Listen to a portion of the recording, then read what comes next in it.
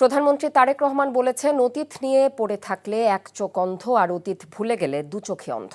নিকট অতীতে পুরনো বিষয় নিয়ে এত বেশি চর্চা হয়েছে যা ভবিষ্যৎকে বাধাগ্রস্ত করেছে।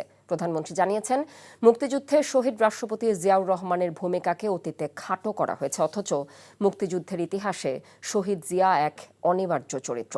ইফতেখার রেজার রিপোর্ট। মহান স্বাধীনতা ও জাতীয় দিবস উপলক্ষে 2 দিনের ঘোষিত কর্মসূচির অংশ হিসেবে রাজধানীর ইঞ্জিনিয়ারিং ইনস্টিটিউশন মিলনায়তনে আলোচনা সভার আয়োজন করে জাতীয়তাবাদী দল বিএনপি। এতে প্রধানমন্ত্রী তারেক রহমান বলেন, মুক্তিযুদ্ধে শহীদ রাষ্ট্রপতি জিয়াউর রহমানের ভূমিকা অতীতে খাটো করা হয়েছে।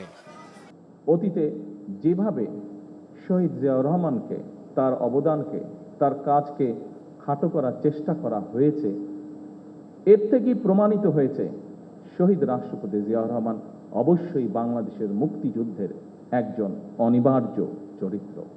অতীত নিয়ে সবসময় পড়ে থাকলে এক চোখ অন্ধ, আর অতীতকে যদি আমরা ভুলে যাই তাহলে আমাদের দু চোখে অন্ধ।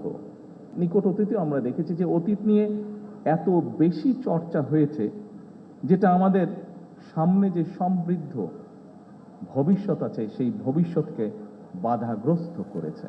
প্রধানমন্ত্রী বলেন, দেশে সীমাবদ্ধ সম্পদ থাকলেও ঐক্যবদ্ধভাবে কাজ করলে কাঙ্ক্ষিত লক্ষ্যে পৌঁছানো সম্ভব।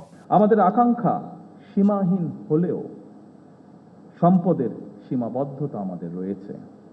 আমাদের স্বাদ এবং সাধ্যের মধ্যে ফারাক থাকলেও আমি এই দেশের একজন নাগরিক হিসাবে, একজন রাজনৈতিক কর্মী হিসাবে দৃঢ়ভাবে বিশ্বাস করি, আমরা যদি ঐক্যবদ্ধভাবে এগিয়ে যাই, আমরা যদি ঐক্যবদ্ধভাবে সকলে একসাথে দেশের জন্য কাজ করি, তাহলে অবশ্যই আমরা আমাদের কাঙ্ক্ষিত স্বনির্ভর বাংলাদেশ গড়ে তুলতে পারব। শনিবার নয়াপল্টনে বিএনপির কেন্দ্রীয় কার্যালয় পরিদর্শনে যাবেন প্রধানমন্ত্রী তারেক রহমান। Iftekhar Reza, NTV news, Dhaka.